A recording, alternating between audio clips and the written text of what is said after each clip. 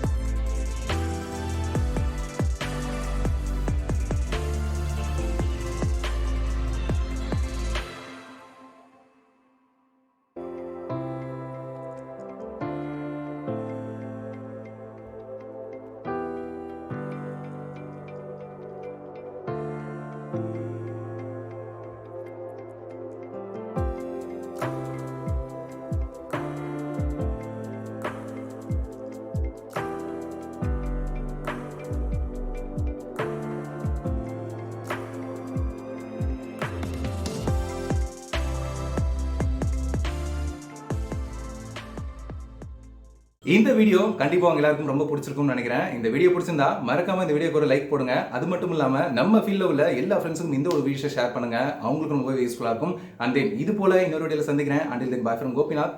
Thank you.